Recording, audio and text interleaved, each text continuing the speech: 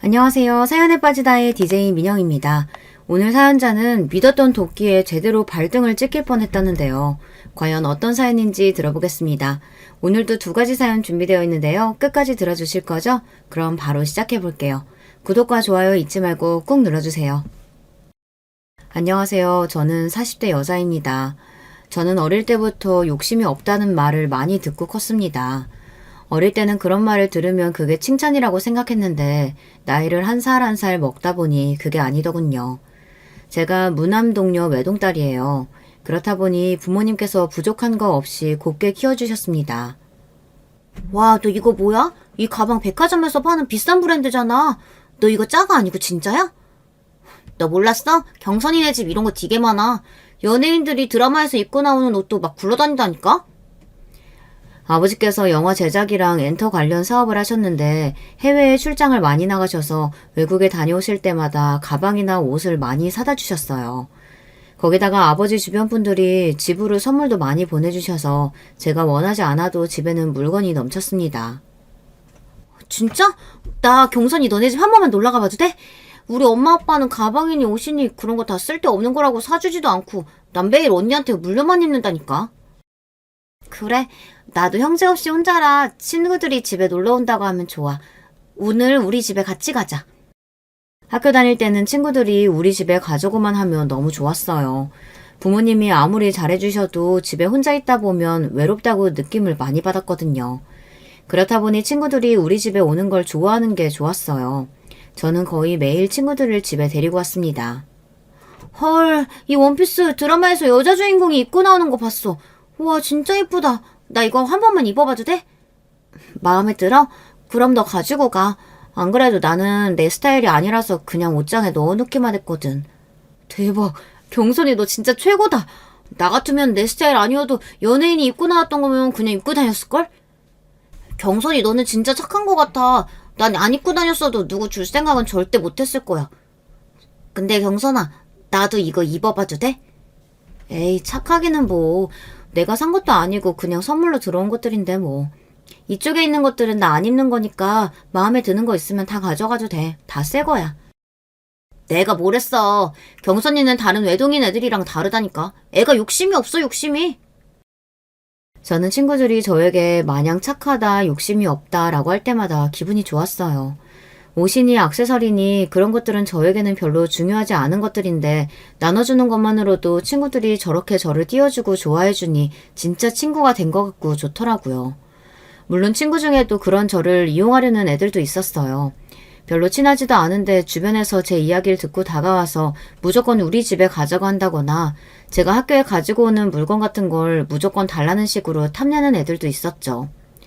마흔이 넘은 지금까지 기억이 생생한 게 중학교 때였는데 그날이 아마 운동의 날이었을 거예요. 같은 반 애였는데 학교에서 불량한 걸로 유명하고 저랑은 별로 친하지 않은 애였어요. 그런데 다짜고짜 저에게 친한 척 어깨동무를 하고 다가오더니만 갑자기 운동화를 바꿔 신자고 하더라고요. 내가 오늘 신고 온 운동화가 좀 작아서 그런데 이따 체육 시간에 네 운동화랑 좀 바꿔 신을 수 있을까? 너도 나 달리기 잘하는 거 알지? 우리 반이 이기려면 내가 좀 좋은 운동화 신어야 할 것 같아서 바꿔줄 거지? 내가 보기엔 네 운동화도 좋아 보이는데 전혀 작아 보이지도 않고. 누가 봐도 운동화가 작아 보이지 않는데 본인이 신은 운동화가 작아서 뛰지를 못하겠다고 엄살을 피우더라고요. 네가 몰라서 그래. 내 운동화는 싸구려라. 신고 한번 달리면 발바닥이 아프다니까. 네 운동화 그거 되게 비싼 거잖아. 나도 한번 신어나 좀 보자. 친구 좋다는 게 뭐냐? 물론 그 아이와 친구라고 전혀 생각하지 않았지만 제가 가진 운동화가 그렇게나 신어보고 싶다고 하니 한번 신어보라고 줬습니다. 사실 저는 똑같은 운동화가 집에 몇 개나 더 있었으니까요. 친하지 않은 애라도 하나 준다고 해서 저에게 불편한 건 없었습니다. 오히려 그 운동화가 필요한 애한테 갈 수 있어서 다행이라고 생각했어요. 역시나 그 일진 아이는 제 운동화를 신고 신이 나서 운동장으로 달려가더니만 그 이후 운동화를 돌려주지 않았어요. 저는 그 일진 아이가 신고 있던 싸구려 운동화를 신고 집에 와야 했습니다. 그런데 그날 제 운동화를 보신 아버지께서 단번에 알아보시고는 저에게 왜 그 운동화를 신고 있냐고 물으셨어요. 경선이, 너 운동화 그거 뭐야? 네 거 아니잖아.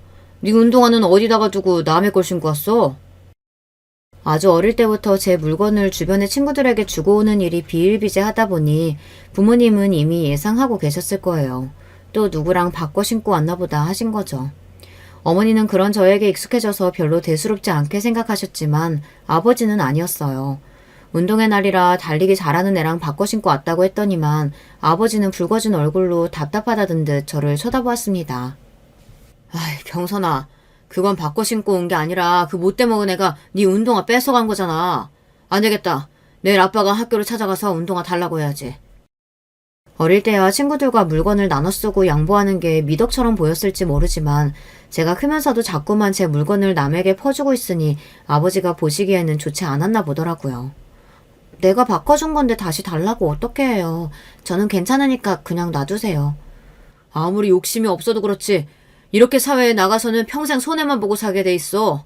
네 몫은 네가 알아서 챙겨야지. 언제까지 다 퍼주기만 할 거야? 아이고, 애가 타고나길 저렇게 타고난 걸 어떻게 해요. 어디 가서 남의 거 뺏어오는 것보다야 훨씬 나으니까 그냥 둬요. 그러다가 사회 나가서도 지 거 다 뺏기고 다닐까봐 그렇지. 당신도 알겠지만 세상이 어디 호락호락해? 아빠, 내일은 내가 알아서 잘하니까 걱정하지 마세요. 아빠가 그랬잖아요. 남한테 잘해서서 나쁠 건 하나도 없다고. 그것도 적당히 하고 다녀야지. 에휴, 말해 뭐하냐. 이게 다 내 잘못이지. 내가 우리 경선이를 너무 풍족하게만 해줬어. 부족한 게 좀 있어야 욕심도 생기고 하는 건데. 아버지 말씀이 맞습니다. 저는 한 번도 제가 필요한 것에 대해 못 가져본 경험이 없어요. 지나가다가 가지고 싶은 게 있어서 저거 예쁘다, 너무 귀엽다 한마디만 하면 부모님께서 바로 사주셨거든요. 거기다가 컴퓨터나 삐삐, 핸드폰 등등 새로운 신문물이 생길 때마다 제가 알기도 전에 아버지가 미리 사서 선물로 주고는 하셨어요. 저야 우리 집엔 자식이 저 하나밖에 없으니 그런가 보다 단순하게 생각했었는데 살다 보니 꼭 그런 건 아니더라고요. 저희 부모님께서 저에게 넘치게 해주신 거였어요. 부모님은 당연히 저를 위해서 해주신 거지만 그런 점이 장점이기만 한 건 아니더라고요. 제가 욕심이 없는 것도 없는 건데 다른 문제점이 또 있었어요. 제가 간절히 원하기도 전에 항상 뭐든 제 손에 들려있다 보니 저는 간절함이라는 게 별로 없었어요. 그래서 그런지 뭐든 적당히 했습니다. 공부도 적당히, 일도 적당히, 크게 하고 싶은 것도 없고 원하는 삶도 명확하지 않았어요. 저는 적당히 공부해서 성적 맞춰서 대학에 가고 직장도 처음 붙은 회사에 들어갔습니다. 제 성격이 워낙 그런 건지 뭘 해도 특별히 목표 없이 흘러가는 대로 살았어요. 결혼도 그랬습니다. 결혼 정년기에 들어서서 만나던 남자친구와 자연스레 결혼했어요. 저는 제 결혼 생활도 지금까지 살아온 대로 무난할 줄 알았어요. 그런데 결혼은 다르더군요. 남편은 부모님과 달랐습니다. 특히나 남편은 무뚝뚝한 편이었어요. 아들만 셋인 집의 장남이라 책임감도 강하고 남자다운 편인데 말도 없이 표현할 줄도 몰라요. 연애할 땐 그런 점이 남자다워서 좋았는데 결혼해서 살다 보니 남편의 그런 점이 외로워질 때가 많더라고요. 매일 부모님과 관심과 사랑을 독차지하면서 살다가 결혼하고 아내가 되어서 남편에게 좋은 아내가 되려고 노력하다 보니 말로 표현하기 힘든 점들이 생기더라고요. 저는 내조를 잘하는 아내가 되고 싶었어요. 연애 시절 옆에서 남편을 보며 곁에서 잘 이끌어주는 사람만 있으면 남편은 성공할 수 있는 사람 같았거든요. 남편은 저와 달리 형제가 셋인 집에서 자라 희생정신도 강하고 책임감도 강해요. 남편은 명문대도 갈 수 있는 실력이었는데도 동생들을 위해 장학금을 받고 대학을 갔어요. 당시에 시대 경제 사정이 좋지 않아 연달아 있는 동생들 교육비만으로도 힘들어서 남편 등록금까지 내기는 쉽지 않은 형편이었다고 하더라고요. 남편이 대단한 게 대학 졸업과 동시에 취직해서 동생들 학비며 부모님 대출까지 갚았다고 하더라고요. 우리 아버지가 책임감도 강하고 성격도 시원시원하신데 하나 단점이 손이 커. 우리 어릴 때부터 어머니가 동네 옷가게에서 아르바이트를 하셨는데 엄마가 일을 잘해서 손님이 많다고 딱 한마디 했는데 아버지께서 단번에 그럼 엄마더러 가게 해보라고 부추겨서 빚내서 가게 차렸다가 쫄딱 망했다니까. 그 빚 갚느라 내가 고생 좀 했어. 학교 다니면서 그 빚을 어떻게 다 갚았대?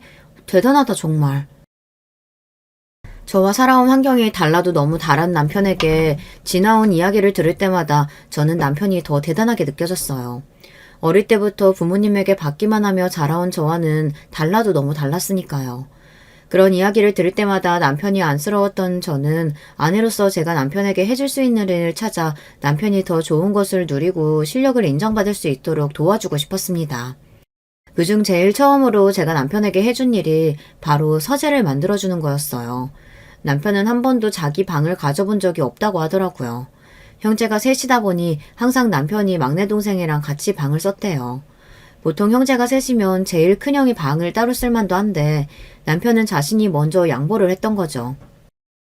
나는 학교 다닐 때 자기 방에서 통화하고 컴퓨터 게임 하는 애들이 제일 부러웠다니까.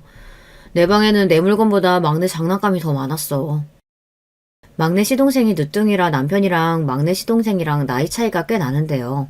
그러다 보니 남편이 막내 시동생이랑 방을 쓰면서 육아까지 병행했나 보더라고요. 그 이야기를 들은 저는 결혼할 때 다른 건 몰라도 신혼집에 방 하나는 온전히 남편 혼자 쓸 수 있도록 방을 만들어주고 싶었습니다. 그런데 결혼할 당시 시댁에서 신혼집을 구해줄 형편이 되지 않는다고 하더라고요. 요즘 집값이 얼만데 부모가 자식들 신혼집을 척척 사줘. 더군다나 우리 집은 아들만 셋이라 셋 다 장가만 보내려고 해도 내 허리가 휜다. 허리가 휘어. 내 나이가 몇 살인데 결혼할 때 부모님한테 손을 벌려요. 결혼 준비는 저랑 경선이가 알아서 할 테니까 걱정하지 마세요. 남편은 효자였어요. 그랬으니 그동안 그렇게 알아서 희생하고 양보하면서 살았겠지만 결혼할 때가 되니 저는 그런 남편이 이해가 되지 않았습니다. 저도 무조건 부모님이 남들만큼은 도와줘야지 라고 생각하는 사람은 아니었지만 아무리 그래도 부모라면 자식이 힘들 때 조금이라도 도움을 줄 수 있어야 한다고 생각해요. 시아버지처럼 나 몰라라 하는 게 아니고요. 더군다나 남편은 대학생부터 지금까지 줄곧 집안의 생활비를 보태며 살았는데 돈이 있어봐야 얼마나 있겠어요.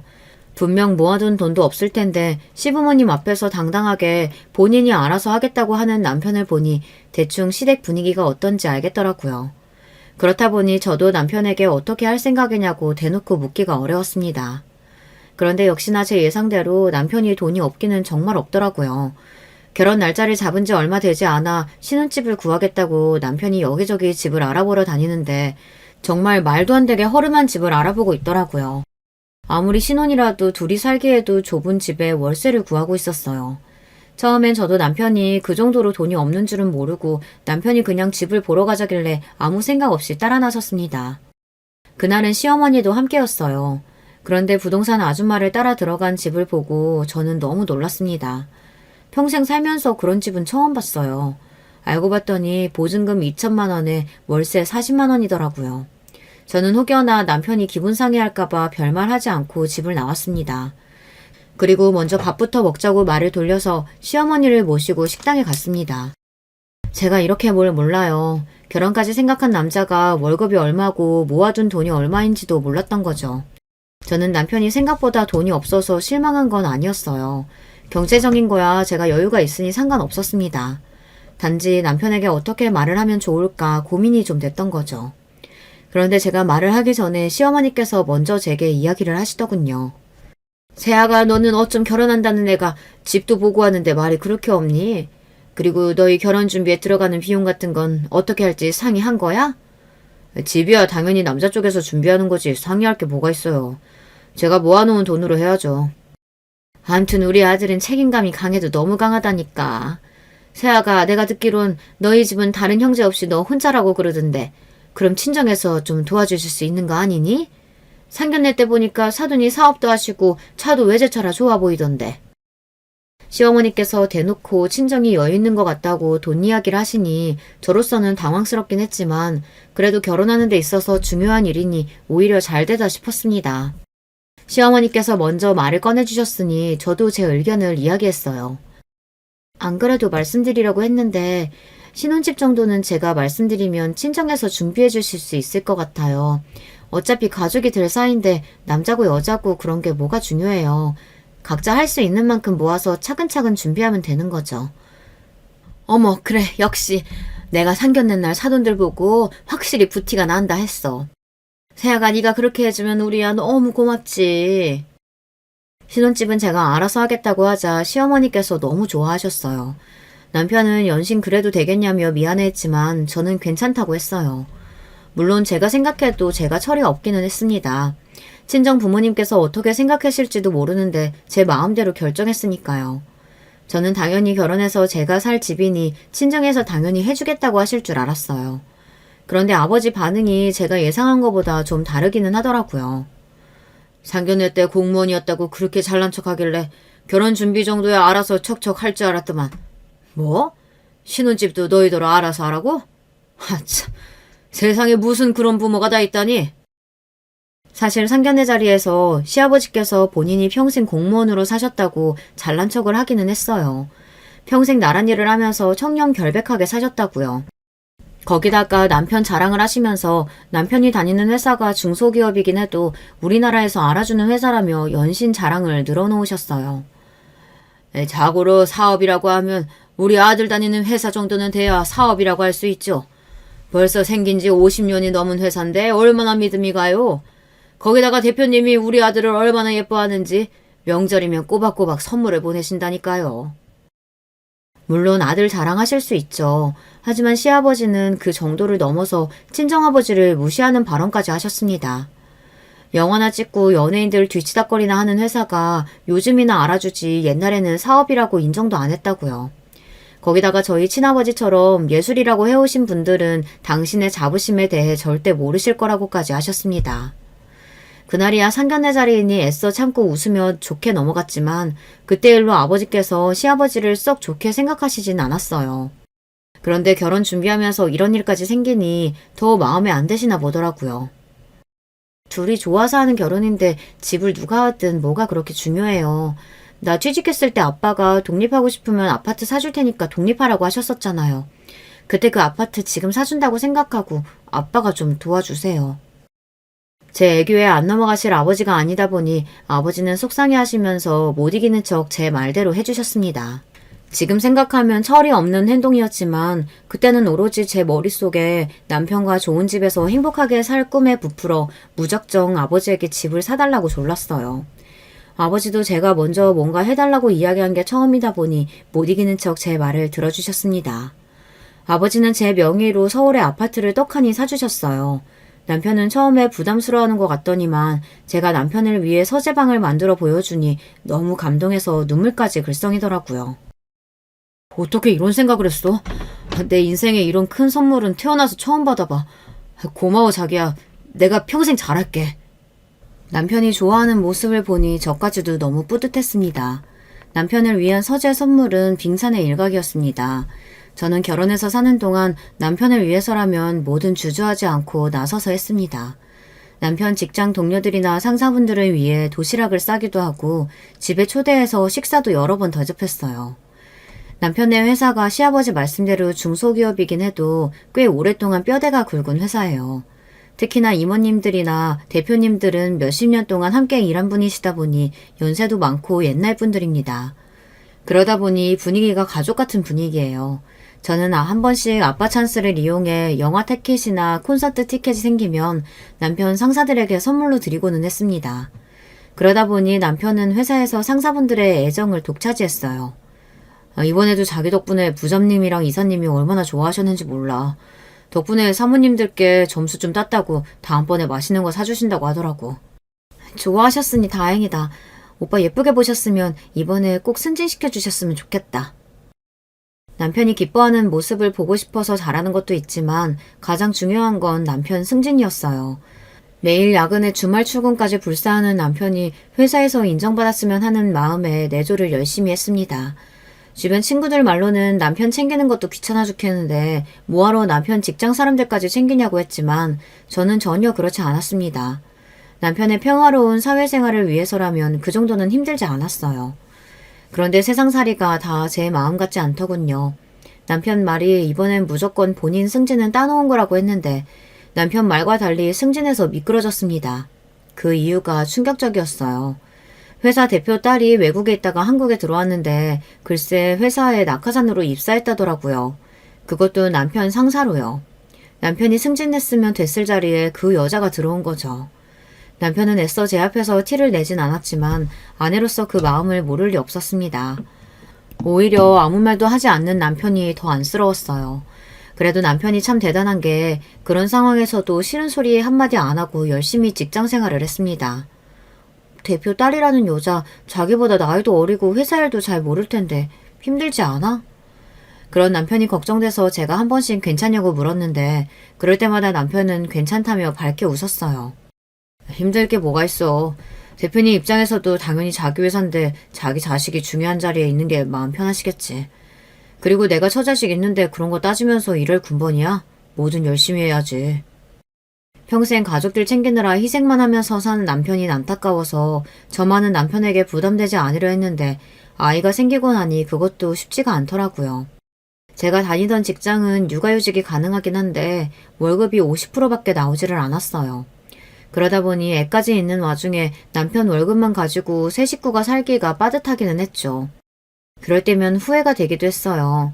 남들 열심히 살 때 저도 좀 열심히 공부하고 열심히 좋은 직장에 다닐 걸.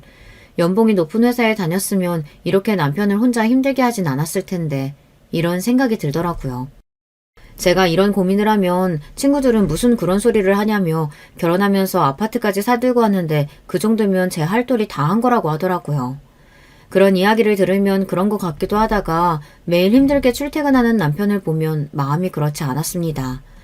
더군다나 남편이 아이가 생기고 나서는 전보다 더 회사 일에 열심히인 게 눈에 띄게 보였거든요. 밤이고 낮이고 남편 머릿속에는 회사 일 말고 아무것도 없었어요. 거의 매일 야근에 주말에도 일이 생기면 매일 출근해서 쉴 시간이 거의 없었죠. 그럴 때면 남편이 걱정돼서 새로운 실장이 힘들게 하는 거 아니냐고 물었습니다. 아니야. 우리 실장님 누구 괴롭히고 힘들게 하실 분 아니야. 오히려 외국에서 공부하신 분이라 그런지 일도 금방 파악하시고 멋있더라. 나이는 나보다 어려도 배울 게 많아. 오히려 남편은 새로운 대표 딸과 친해진 것 같더라고요. 외국에서 와서 생각도 열려있고 배울 게 많다며 항상 좋은 말만 했습니다. 남편이 열심히 회사 생활하는 건 좋은 일이지만 한 가지 서운한 건 제가 남편에게 하는 만큼 남편은 저에게 별 관심이 없다는 겁니다. 안 그러려고 해도 무뚝뚝한 남편과 살다 보니 자꾸 저도 모르게 기분 상하는 일이 생겼어요. 저는 남편에 관한 일이라면 뭐든 앞장서서 도와줬는데 남편은 그렇지 않았습니다. 언제부턴가 항상 일이 바쁘다는 핑계로 저나 가정에는 소홀해지더라고요. 집에 오면 피곤하다면서 자기 바쁘지 저와 대화도 하지 않았습니다. 저는 남편에게 서운했지만 그런 제 마음을 어떻게 표현해야 할지 몰랐어요. 제 딴에는 남편을 배려한다고 했던 행동들이 언젠가부턴가 제가 원하는 거를 자꾸 참게 되고 말을 못하고 있더라고요. 어느 순간 저도 모르게 결혼하기 전부터 남편에게 했던 습관이 몸에 배어서 원래 내가 뭘 원했는지조차 모르고 있는 것 같았어요. 심지어 남편은 뭔가 결정할 때 저와 상의도 없이 혼자 결정하고는 했습니다. 한 번은 이런 적까지 있었어요. 남편이 저에게 말도 안 하고 회사를 그만뒀어요. 당시에 시아버지께서 퇴직금에 대출까지 받은 돈을 모두 투자해 프랜차이즈 식당을 열었습니다. 남편 말로는 시아버지의 권유로 다니던 직장을 그만두고 시아버지를 돕기로 했다고 했어요. 그런데 예상과는 달리 장사가 잘 되지 않았습니다. 초기 몇 달은 수익이 하나도 없어서 남편이 가지고 오는 돈이 전혀 없었어요. 그래서 제가 버는 돈으로 생활하고 있었습니다. 사정이 힘든데도 참고 버틸 수밖에 없었던 게 사실 남편이 갑자기 직장을 그만두고 나서 뒤늦게 알게 된 제가 나중에 친정에 이야기했더니 친정 아버지께서 싫어하셨어요. 직장 생활만 하던 사람이 장사의 장자도 모르면서 무작정 직장을 그만두면 어떡하냐고요. 더군다나 시아버지께서 남편에게 권유했다는 게 더 싫으셨던 것 같아요. 부모라는 사람이 자식 도와주는 것도 없으면서 매번 부려먹기만 한다고요. 그런 상황이다 보니 제가 아무리 힘든 일이 있어도 친정의 도움을 요청할 수가 없었어요. 제가 힘든 걸 보시면 친정에서 남편까지 미워하실 것 같아서요. 그래서 저는 이래저래 힘들어도 친정 도움 없이 해결하기로 했습니다. 그러던 어느 날이었어요. 생각지도 못한 일이 벌어졌어요. 당시에 제가 둘째를 임신했을 때 일입니다. 첫째 아이를 가졌을 때는 그 흔한 입덧도 한 번 안 했는데 둘째는 좀 다르더군요. 임신 사실을 알자마자부터 입덧을 시작하더니 몸 여기저기가 다 고장난 것처럼 영 좋지 않았어요. 더군다나 당시에 육아휴직이 끝나서 직장에 출근하고 있었는데 첫째도 돌보면서 일을 하려니 여러모로 지쳐 있었습니다. 그런 와중에 임신까지 했으니 제 몸이 감당을 못했어요. 결국은 퇴근길에 버스 정류장에서 쓰러지고 말았습니다. 다행히 지나가던 분이 신고를 해줘서 바로 응급실에 실려갔어요. 천만다행으로 아이는 무사했습니다. 하지만 의사 말이 유산기가 있으니 당분간 안정을 취해야 한다고 하더라고요. 가게에 있다가 연락을 받고 온 남편과 시아버지가 함께 응급실로 왔더라고요. 괜찮아? 큰일 날 뻔했네. 육아휴직 끝난 지 얼마 안 돼서 휴가도 못 내는데 병원에서 유산기도 있다고 하고 쉬어야 한다고 하니까 당신 그냥 일 그만두는 게 어때? 일도 일이지만 몸부터 생각해야지. 남편이 놀라기는 했는지 아무래도 안 되겠다며 저에게 일을 그만두라고 했어요. 남편 말에 저도 고민됐습니다. 돈을 생각하면 제가 무조건 일해야 하는 상황인데 쓰러지기까지 했으니 뱃속 아이도 걱정되고 큰애까지 친정엄마에게 맡긴 상황이라 이래저래 저도 죄송해서 고민을 안 할 수가 없었어요. 하지만 현실적으로 지금 당장 그만둘 수는 없었습니다. 제가 일을 그만두면 남편 혼자 버는 걸로 집안이 돌아가질 않았어요. 그렇다고 안 그래도 남편 상황을 탐탁지 않아 하시는 친정아버지에게 손을 벌릴 수도 없고요.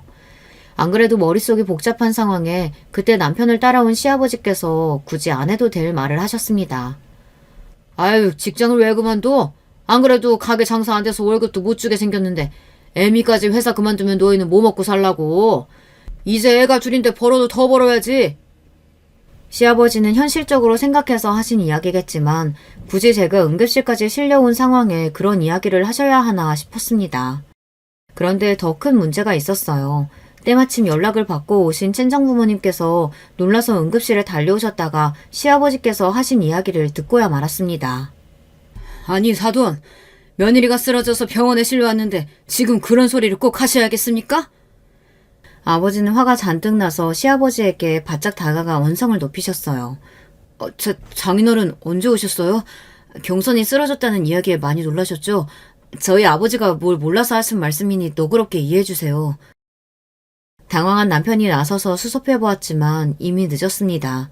안 그래도 없는 집에 시집가 고생만 하고 사는 딸이 안쓰러워서 뭐든 도와주려고 하신 친정아버지 앞에서 그런 소리를 해댔으니 아버지는 펑 하고 터져버렸어요.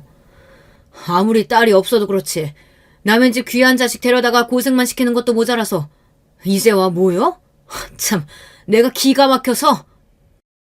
시아버지는 어이가 없으신지 더 이상 말을 잇지 못하셨어요. 내가 뭐 틀린 말 했습니까? 당장 애들 키우려면 누구라도 더 벌어야지. 그럼 어떡합니까? 사돈이야말로 그렇게 걱정되시면 좀 도와주시면 되잖아요. 시아버지는 뻔뻔해도 너무 뻔뻔했습니다. 본인이 실수했으면 인정하고 미안하다고 하면 될 일이지 끝까지 우기고 버텼어요. 그만하세요. 병원에서 손 안 떨어서 뭐해요. 제 일은 제가 알아서 할 테니까 그만하시고 다들 돌아가세요. 더 했다가는 병원에서 더 큰 싸움이 날 것 같아 애써 제가 나섰습니다. 얼굴이 반쪽이 된 제가 간신히 몸을 일으켜 말리는 모습에 속상한 아버지는 고개를 떨구며 한숨을 크게 쉬셨어요. 에휴, 내가 못 살아. 김서방, 수아는 우리가 데리고 갈 테니까 당분간 경선이한테 신경 좀 쓰게. 이래서 없는 집에는 시집 가는 게 아니라고 내가 그렇게 이야기를 했는데 아유 답답해. 뭐요? 사돈, 말 다 했습니까? 우리가 없기는 뭐가 없다 그래요? 내가 이래봬도 대한민국 공무원이라고요. 아버지 그만 좀 하세요. 네 아버님 그렇게 하겠습니다. 걱정 끼쳐서 죄송해요. 제가 주말에 수아 데리러 가겠습니다. 남편은 시아버지를 붙잡으며 친정아버지에게 고개를 연신 숙였습니다. 그 모습에 아버지는 애써 화를 삭히며 저희 큰애를 데리고 가셨어요.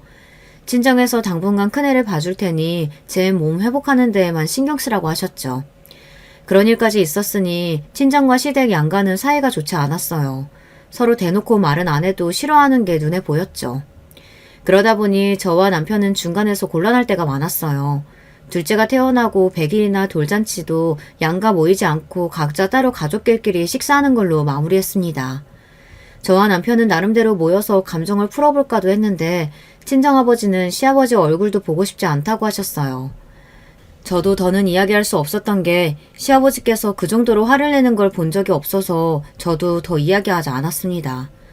어쩌면 그냥 이대로 거리를 두고 사는 게 더 나을지 모르겠다는 생각이 들기도 했고요. 그러던 중 생각지도 못한 일이 벌어졌어요. 사람 일이라는 게 어떻게 될지 모른다더니 그 말이 딱 맞았습니다. 몇 년째 시아버지께서 장사 안 된다고 하도 우는 소리를 해서 그 말을 친정아버지 앞에서 지나가는 말로 했습니다. 친정아버지께서 시아버지 이야기를 듣는 걸 싫어하신다는 걸 알기는 하지만 남편이 시아버지 가게에서 함께 일하다 보니 저도 말을 안 할 수가 없더라고요. 가게 차리신다고 퇴직금에 대출까지 끌어모아서 시작했는데 생각보다 장사가 너무 안 돼서 많이 힘드신가 봐. 김서방까지 직장 그만두고 뛰어들었는데 김서방 월급 줄 돈도 없어서 미안하다고 하시더라고. 저도 못된 게 친정아버지께 절대 손을 안 벌리려고 해도 남편이 벌어오는 돈이 너무 없다 보니 저도 애들 키우는 게 힘들어서 친정에 좀 도와달라고 해볼까 싶어 어렵게 말을 꺼냈습니다. 제가 누가 있겠어요. 비빌 언덕이라고는 친정밖에 없으니 쪽팔려도 이야기는 꺼내봐야죠. 장사는 뭐 아무나 하는 줄 아나? 평생 직장 생활만 하는 양반이 갑자기 장사하겠다고 할 때부터 내가 알아봤어.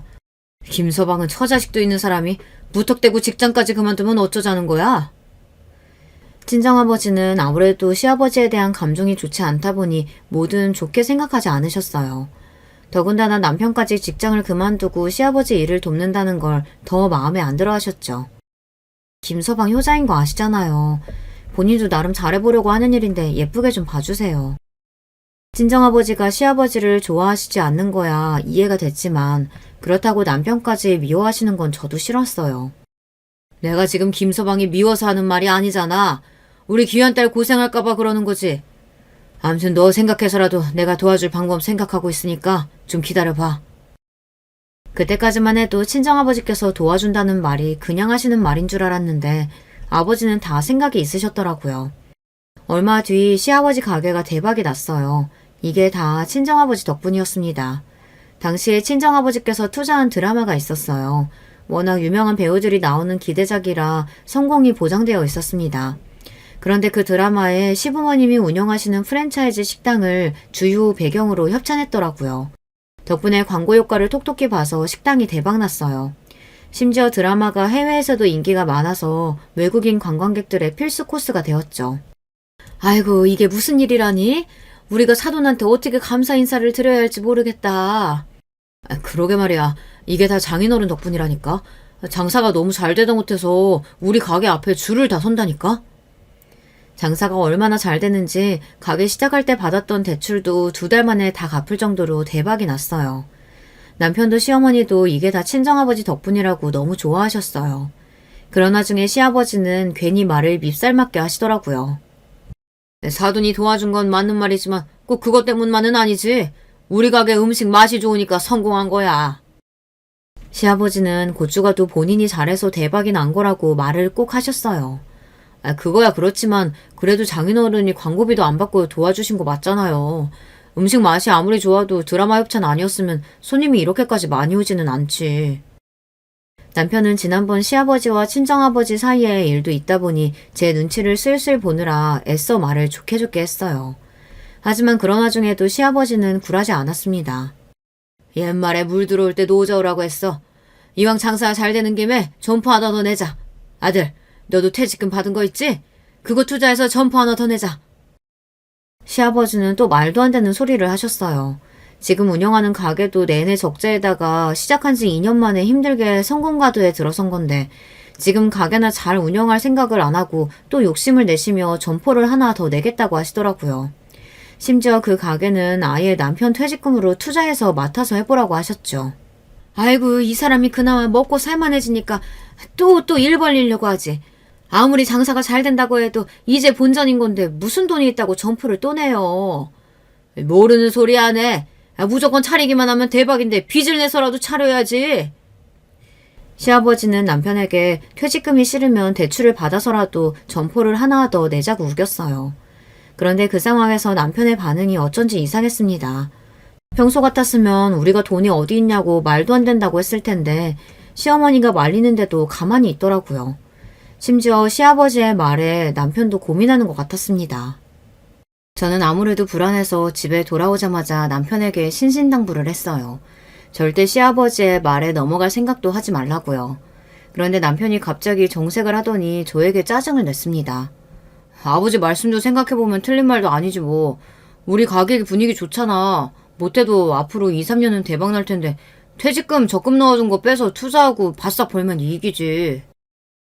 남편도 결혼하고 처자식이 생겨서 그런지 생각하는 게 전과는 좀 달랐습니다. 전에는 돈 몇 푼에도 덜덜 떨더니만 슬슬 시아버지를 닮아가는 건지 가게 하나 차리는 걸 너무 쉽게 생각했어요. 저는 그런 남편이 걱정돼서 조심스럽게 타이르듯 말했어요. 퇴직금은 나중에 우리 노후자금으로 쓰기로 하고 묶어둔 거잖아. 아버님 가게 이제 막 잘 돼가고 있으니까 거기에 집중해서 해보자. 아무래도 너무 아까운데. 우리 그냥 장인어른한테 얘기해서 투자 좀 하시라고 할까? 아버님도 돈 버시고 좋잖아. 남편은 정말 시아버지를 그대로 닮아가는 건지 말도 안 되는 소리를 또 했어요. 당신 지금 그걸 말이라고 해? 지난번 일을 겪고도 어떻게 그런 말을 해? 나는 쪽팔려서 더는 아버지한테 돈 이야기 못하니까 당신도 우리 아버지의 도움받을 생각하지 마. 저는 남편이 자존심 상할 말은 하고 싶지 않았지만 상황이 상황인지라 저도 참을 수가 없었어요. 그리고 남편이 점점 변해가는 것도 싫었습니다. 시댁 상황이 제 마음대로 되지 않는 건 어쩔 수 없는 일이라고 생각했지만 남편까지 그러는 건 참을 수가 없었어요.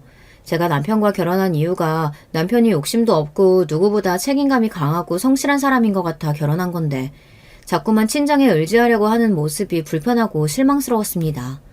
그런데 제 말에 남편도 기분이 상했는지 표정이 싹 변하더군요. 그러더니 하는 말이 저도 기가 막혔습니다. 당신이야말로 말 다 했어? 그러니까 당신 말은 지금 나랑 우리 집안이 쪽팔린다는 거잖아. 내가 언제 당신이랑 시댁이 쪽팔린다 그랬어.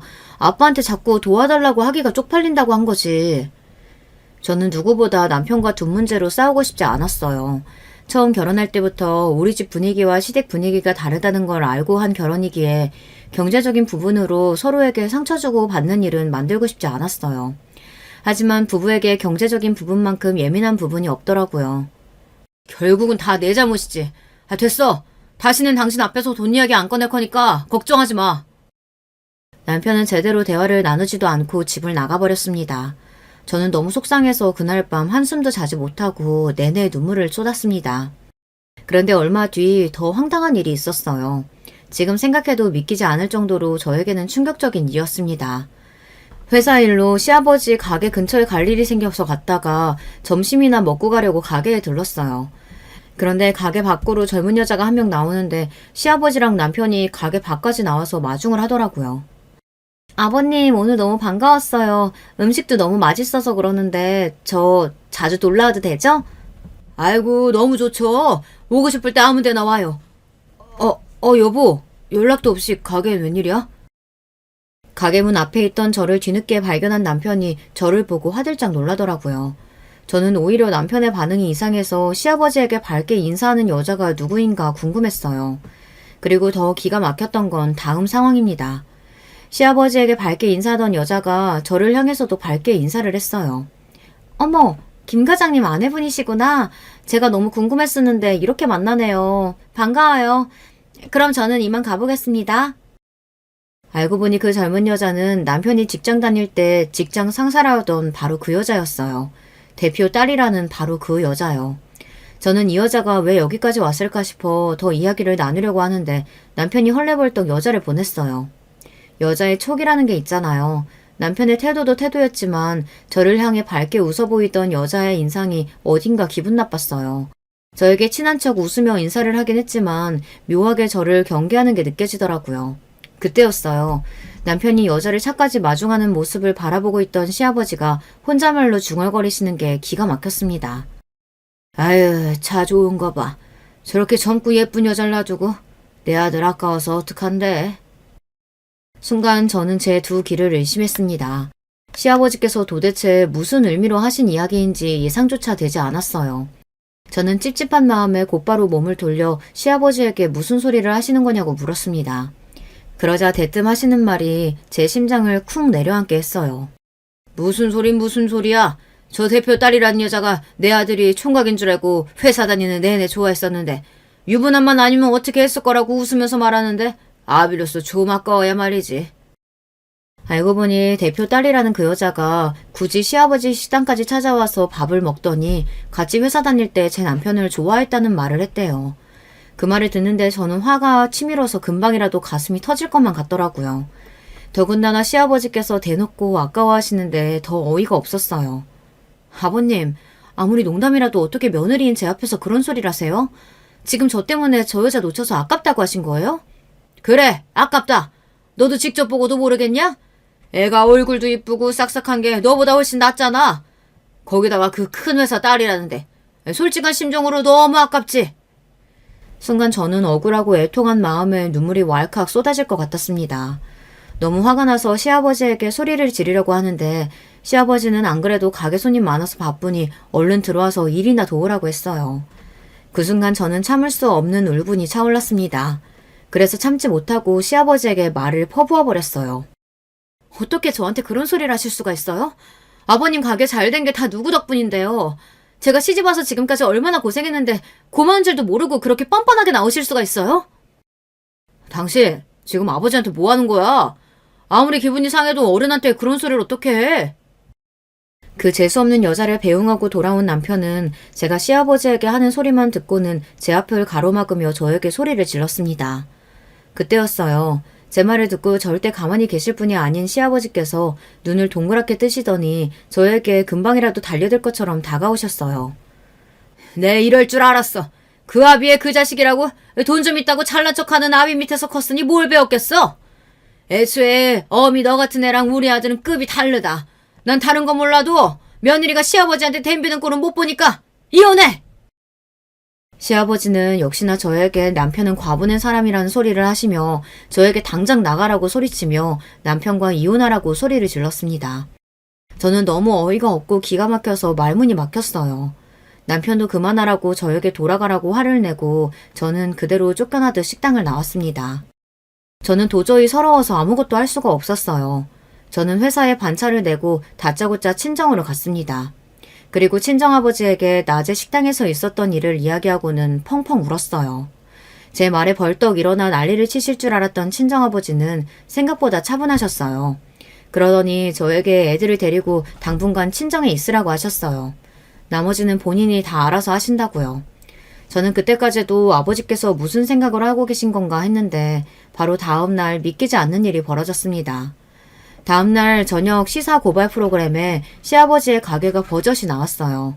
가게 이름과 직원들 얼굴이 모자이크 처리되기는 했지만 어느 지점인지가 너무도 명확하게 방송돼서 시아버지의 가게라는 게 만천하에 공개됐어요. 이 가게는 몇 년 전에 유명 드라마에 노출되면서 국내와 해외에서 크게 이슈가 되어 큰 성공을 거뒀는데요. 최근 커뮤니티를 중심으로 김포점포 사장과 직원들이 손님들에게 불친절하게 대하는 건 다반사고 본사에서 개발한 메뉴를 마음대로 바꿔서 판매하는 등 본인들이 개발한 메뉴라며 기존 메뉴가 아닌 메뉴를 더 비싸게 받아 문매를 맡고 있습니다. 이를 알게 된 본사에서 김포 매장에게 계약 위반과 손해배상 청구를 하겠다고 소송을 경고했습니다. 누가 봐도 시아버지의 가게를 망하게 하겠다는 방송이었어요. 저는 그 방송을 보자마자 친정아버지께서 말씀하신 알아서 하겠다는 말이 이 방송을 이야기하는 거라는 걸 알았습니다. 그때까지만 해도 이렇게까지 해야 하는 일인가 싶었어요. 시아버지께서 막말하는 게 하루 이틀 일도 아닌데 말 한마디 하신 거 가지고 가게까지 망하게 되면 남편도 망하게 되는 건데 이래도 되나 싶었죠. 그런데 문제는 거기서 끝이 아니었습니다. 며칠 뒤 친정아버지께서 저에게 서류 한 장을 건넸어요. 서류는 저와 남편의 이혼 서류였어요. 친정아버지는 남편에게도 서류를 보냈으니 당장 이혼하라고 하셨습니다. 저는 놀라서 갑자기 무슨 이혼이냐고 했어요. 시아버지가 밉고 싫긴 하지만 남편은 아무 잘못도 없다고요. 그러자 친정아버지께서 말을 머뭇거리시더니 이내 한숨을 쉬고는 저에게 놀라지 말라고 하시며 이야기를 하셨죠. 아무래도 이상해서 내가 좀 알아봤는데 김서방, 아니 그 자식 너무래게 내내 바람 피우고 있었더라. 그 회사 대표 딸인지 뭔지랑 내내 그렇고 그런 더러운 사이였대. 회사 다른 직원들한테 걸려서 회사도 잘린 거래. 그런데도 그년이랑 못 헤어지고 지금까지 만나고 있더라.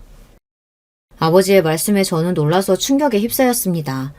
친정아버지께서 사람을 시켜 남편의 뒷조사를 했는데 알고 보니 회사를 그만둔 게 아니라 잘린 거라네요. 대표 딸이 실장으로 오고 난 지 얼마 되지 않아서부터 둘이 바람을 피우다가 회사 임원에게 들켜서 회사를 잘린 거더라고요. 내가 다 알아서 조치했으니까 너는 네 마음이나 잘 추스르면서 애들 잘 키울 생각이나 해. 앞으로는 이 아버지가 다 알아서 할 테니까. 그 일이 있은 지 벌써 반년이 넘었는데도 저는 아직도 마음의 상처가 아물지 않았어요. 시댁이고 뭐고 남편이 절 철저하게 몇 년 동안 속였다는 것만으로도 너무 아프고 힘듭니다. 다행히 저에게 친정이라는 울타리가 있어서 아버지의 도움을 받으며 아이들과 잘 지내려고 노력하고 있어요. 방송 이후 시아버지의 가게는 쫄딱 망했습니다. 거기다가 시아버지는 욕심을 버리지 못하고 다른 점포까지 내려고 준비하다가 어그러져서 빚더미에 앉게 생겼나 보더라고요.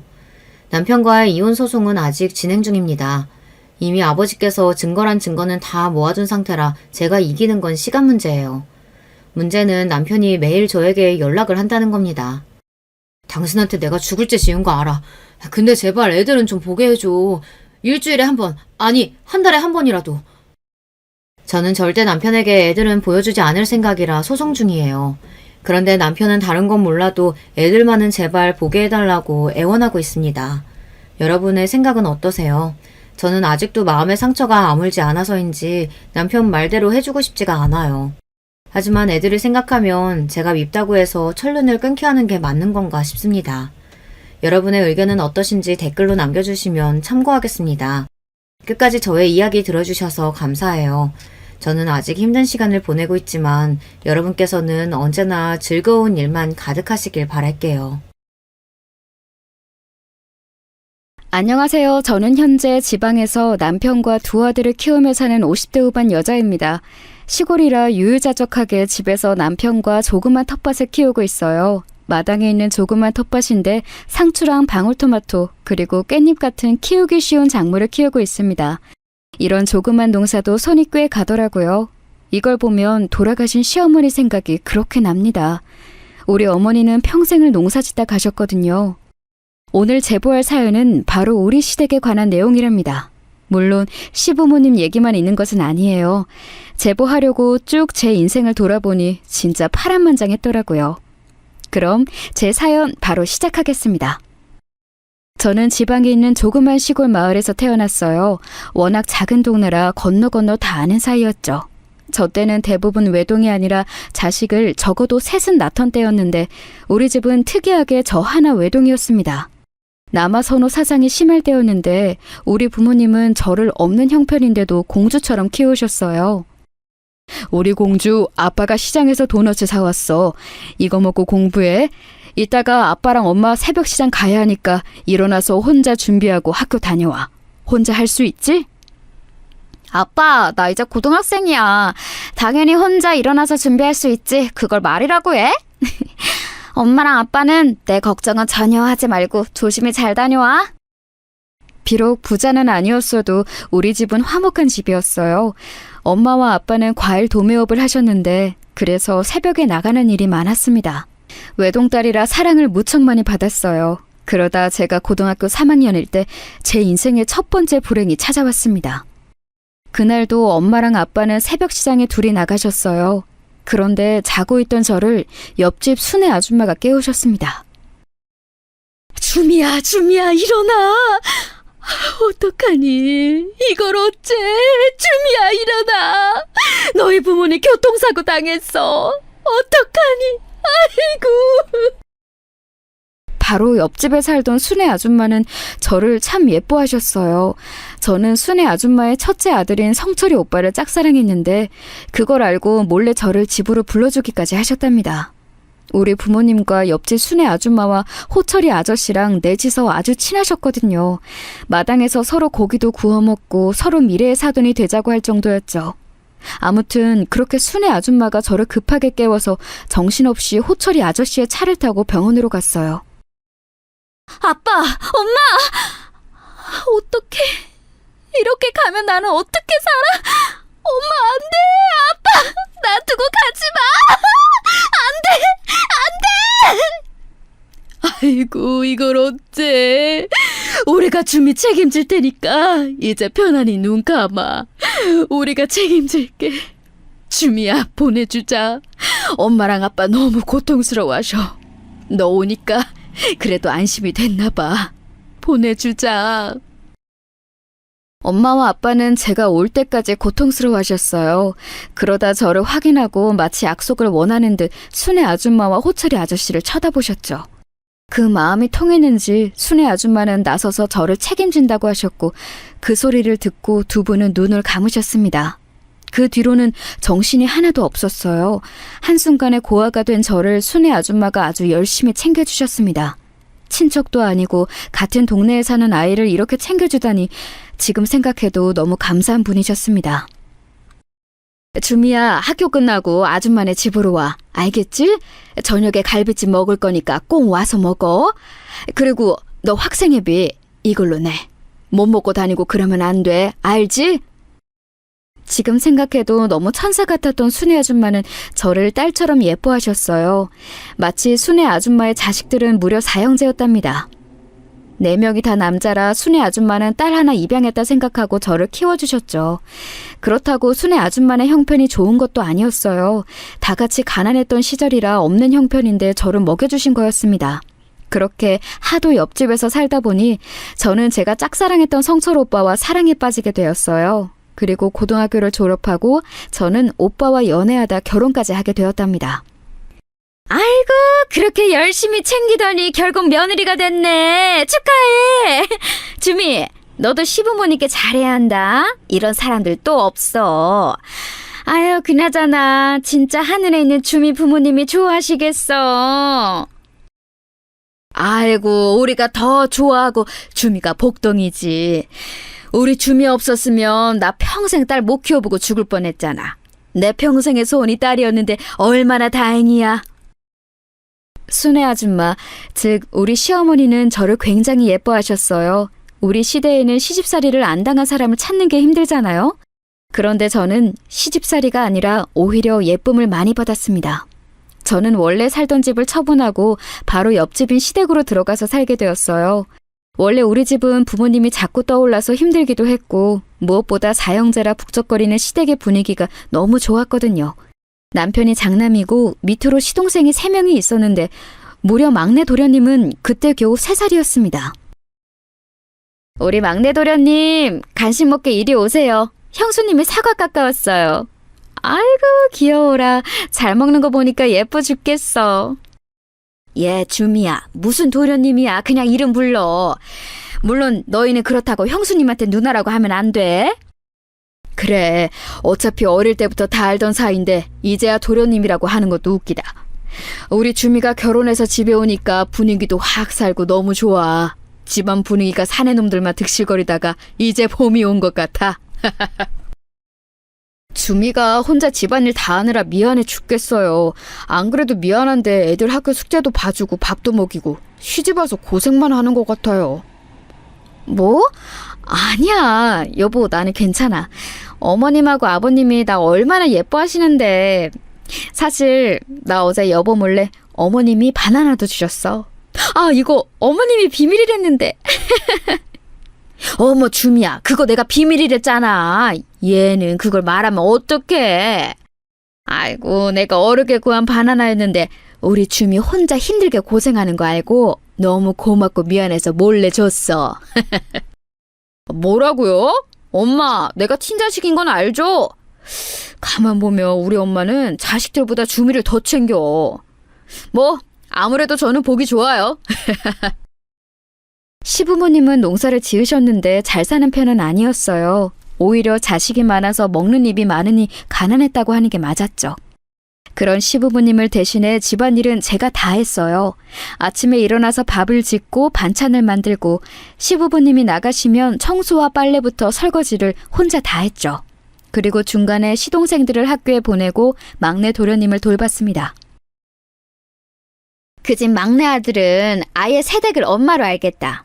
형수님 잘 만나서 호강하며 사네. 확실히 며느리 들어오더니 그 집 아들도 얼굴이 폈어. 집에 사람이 있는 거랑 없는 거랑 이렇게 다르다니까. 시부모님이 워낙 잘 챙겨주세요. 아시잖아요. 제가 오히려 복받았죠. 부모 없는 사람 걷어주시고. 아이고, 새댁도 정말로 착해. 그렇게 생각하니까 내가 시부모라도 싸고 돌지. 옆에서 보면 그렇게 보기가 좋아. 우리 며느리도 새댁 같은 며느리가 왔으면 좋겠어. 서로 잘하려고 노력하니까 우리 가족은 동네에서도 유명했어요. 그렇게 우리 가족은 없는 형편에 사랑 하나로 서로 의지하며 살았습니다. 미성년자 때 부모님을 한 번에 잃고 외로움과 상실감에 사로잡혔던 저를 구해준 것은 바로 시댁이었어요. 이렇게 저는 평생 행복하게 살 줄 알았답니다. 그런데 그런 제 생각은 몇 년 뒤 산산조각이 나게 되었어요. 어머님! 아이고 숨차. 혹시 지성이 못 보셨어요? 얘가 어디 갔지? 잠시 빨래하고 왔더니 사라졌어요. 미치겠다. 시장에 갔으려나? 주미야, 지성이 여기 있어. 아까 내가 밭일하러 가는데 그걸 따라왔더라고. 한참 찾았지? 안 그래도 지금 데리고 집에 가려고 했어. 에? 여기 있었어요? 지성아, 엄마가 할머니 괴롭히지 말고 마당에서 삼촌하고 놀고 있으라고 했잖아. 왜 또 할머니 따라가서 괴롭히고 있어? 아우, 얘는 나는 괜찮아. 우리 손자가 무슨 할미를 괴롭혀. 나는 지성이 업어주는 거 하나도 안 힘들다. 오히려 예뻐 죽겠어. 엄마 닮아서 얘 얼굴도 예쁘고 애교도 많고. 저는 결혼하고 바로 다음에 아들을 낳게 되었어요. 공교롭게도 시부모님은 첫 손자까지 아들이라 저를 더 예뻐하셨습니다. 확실히 딸이 귀한 집이었어요. 아무튼 아들은 삼촌들이 많아 하루도 심심한 날이 없었습니다. 제가 막내 시동생을 기저귀도 갈고 직접 업고 시장에 다녔다고 했잖아요. 둘째, 셋째 도련님도 제가 학교에 데려다주고 심지어 학부모 회의도 참석했었어요. 그런 희생에 보답하듯 도련님들은 우리 아들을 잘 챙겨주셨습니다. 지성아, 삼촌이랑 개울가에 가서 물고기 잡을까? 엄마 힘들게 하지 말고 삼촌들이랑 놀러 가자.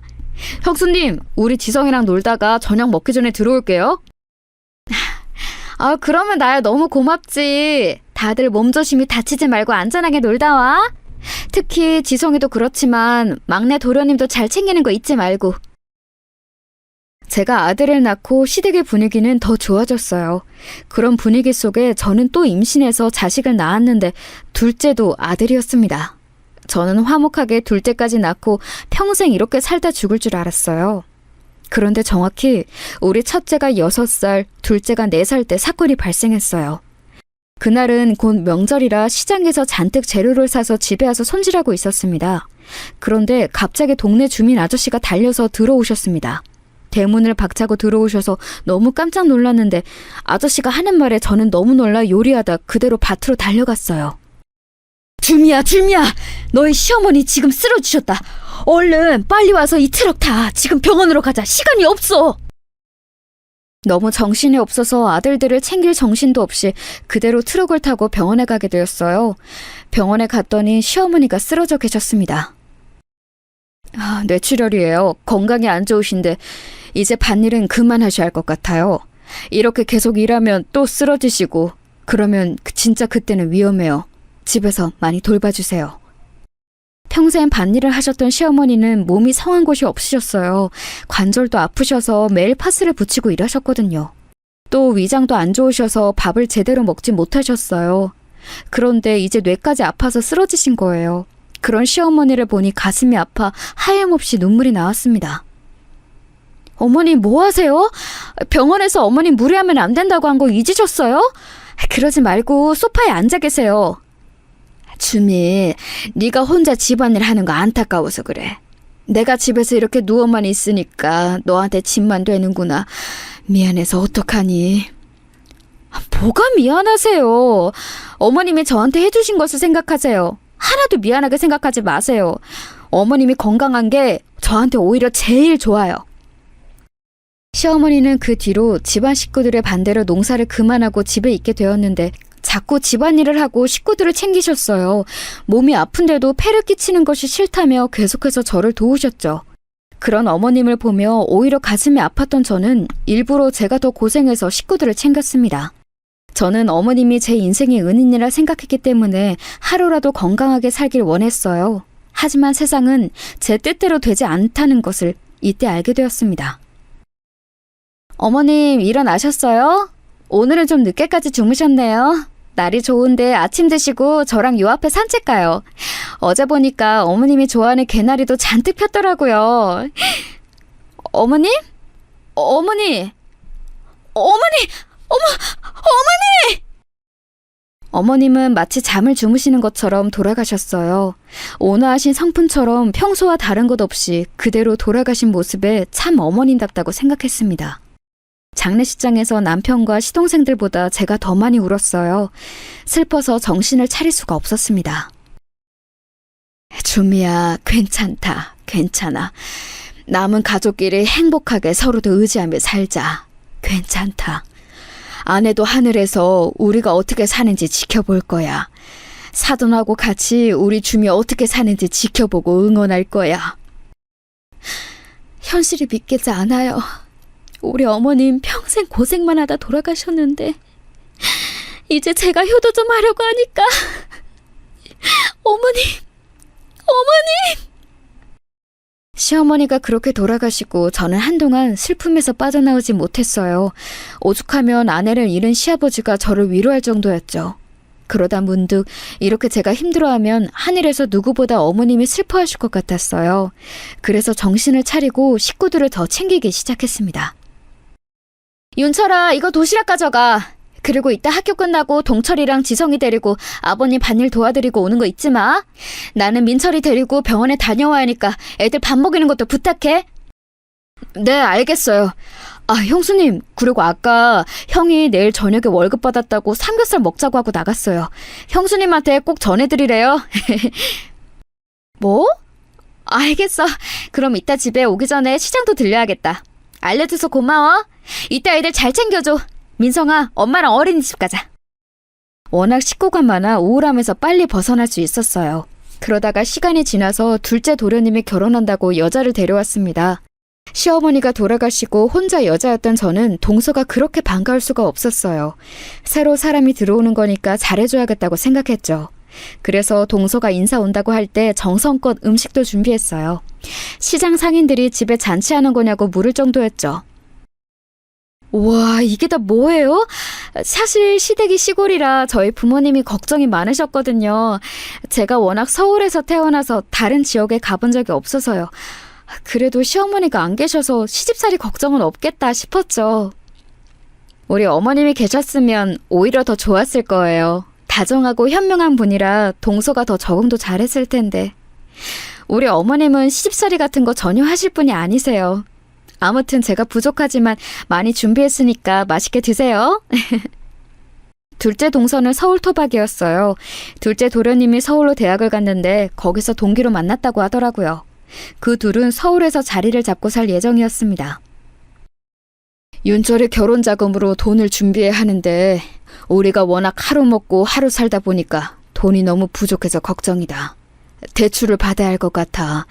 주변에 부탁했는데 다들 힘들게 살아서 도와줄 수 있는 사람도 없고.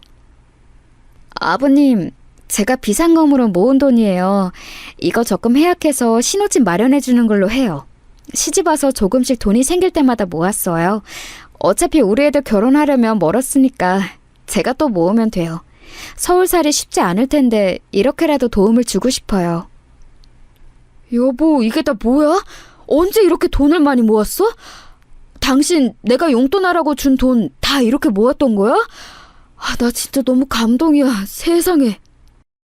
주미야, 네가 그렇게 돈을 모은 것은 너무 기특한데 어떻게 그 돈을 쓰겠어. 괜찮아, 넣어둬라. 우리가 또 무슨 일이 생길지 모르는데 비상금으로 남겨두자. 아니에요. 윤철이 결혼하면서 아예 돈을 안 들고 가면 처가에 얼마나 눈치가 보이겠어요. 그래도 남자가 집은 해가야죠. 또 그쪽 집안이 서울 사람들이라 우리보다 훨씬 잘 사잖아요. 다른 건 몰라도 우리 가족이 기죽는 거 저 절대 못 봐요. 주미야, 너한테는 늘 미안하고 고마운 마음밖에 없어. 이 은혜는 내가 죽기 전에 반드시 갚고 죽을게. 아버님이 평생 건강하게 우리 곁에 있는 것만으로도 다행인걸요? 갚지 않으셔도 돼요. 돈이야 다시 모으면 되잖아요. 좋게 좋게 생각해요. 저는 평생 남편과 시부모님이 조금씩 주었던 돈을 모아놓은 통장을 둘째 도련님 결혼할 때 쓰게 되었어요. 전혀 아깝다고 생각하거나 그러지는 않았습니다. 그 당시 저는 그게 당연한 선택이었어요. 실제로 또 제가 대놓고 말은 안 했어도 둘째 동서가 우리 시댁이 가난한 것을 마음에 들어하지 않았거든요. 시아버지 앞에서 티를 내지는 않았는데 저와 둘이 있으면 자꾸 흉을 보고는 했습니다. 형님도 원래 여기 사람이라고 하셨죠? 그래서 이렇게 시골에 적응 잘하셨나 보다. 저는 좀 곱게 자랐거든요. 그래서 이런 환경이 조금 낯설긴 해요. 사실 이런 화장실도 저는 태어나서 처음 봤어요. 우리 부모님이 보면 되게 슬퍼할 것 같아요. 그래도 여기도 사람 사는 곳이고 사람들도 다 심성이 착하고 좋아. 동서는 서울에서만 자라서 낯설 수도 있지만 공기도 좋고 직접 농사 지은 걸로 음식도 해먹을 수 있어. 어디든 다 장단점이 있는 거지. 그런가요? 어쩐지 남편이 서울 와서 적응을 잘 못하더라고요. 그런 순박한 모습이 좋긴 했는데 사람이 좀 뭐라 할까요? 순진하고 세상 물정을 잘 모르는? 심지어 둘째 시동생을 제 앞에서 장난식으로 흉까지 보는데 마냥 듣기 좋은 소리는 아니었어요. 제가 유독 시댁 식구들과 친하기도 했고 또 서로 힘들 때 의지했던 사이라 팔이 안으로 굽게 되었죠. 그래도 좋은 게 좋은 거라 생각하며 동서와 잘 지내려고 노력했습니다.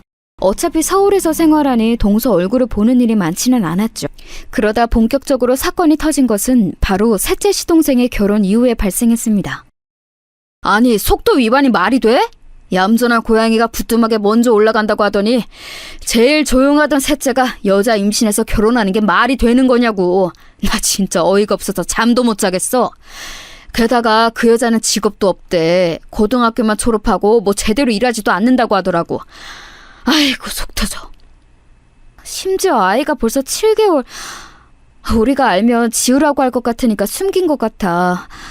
어쩌겠어. 결혼시켜야지. 그런데 신혼집을 마련할 돈은 없는데 같이 살아야 할 것 같지? 그래야지. 윤철이가 결혼해서 나갔으니 방은 있는데 우리 애들하고 동철이가 방을 같이 쓰게 하고. 아이고 머리야. 민철이 쟤도 대학 못 가고 공장에서 일하는데 걱정이다.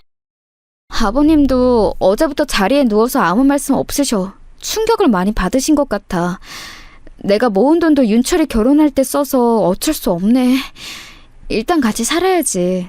동서될 사람이 친정하고 영 끊었다며.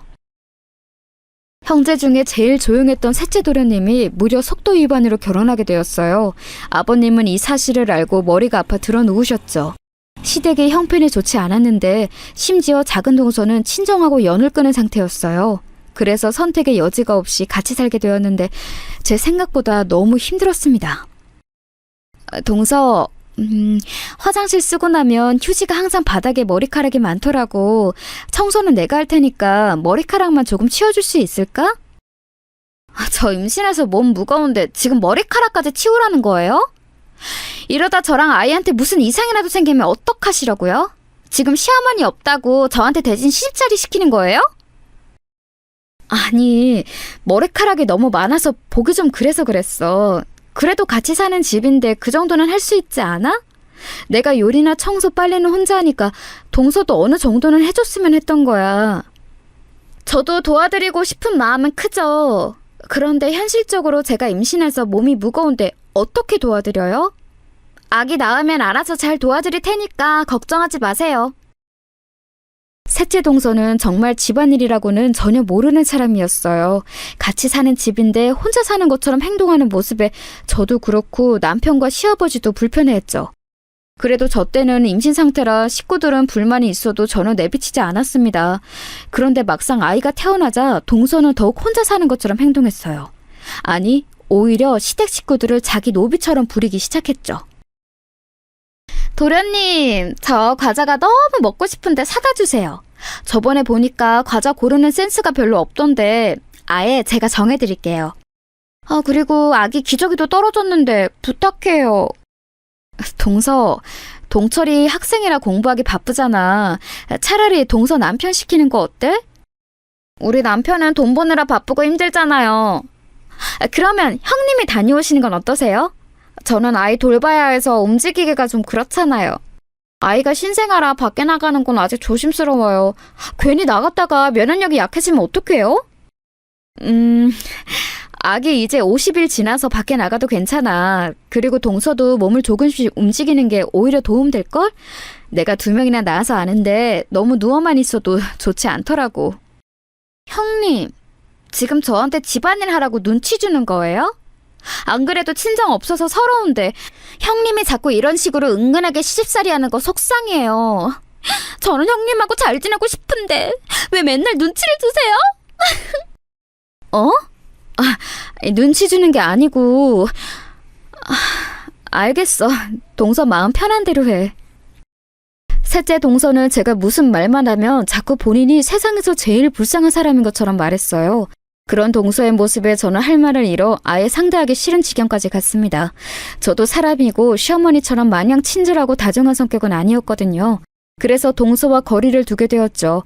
아이러니하게 제가 그렇게 동서들과 거리를 두니 저를 빼고 둘이 친해졌어요. 동서, 이거 요즘 유행하는 화장품이야. 서울에서 유명한데 여긴 아직 없지? 혹시 몰라서 내가 사왔어. 나도 이미 써봤는데 되게 효과가 좋더라. 선물로 줄 테니까 써봐.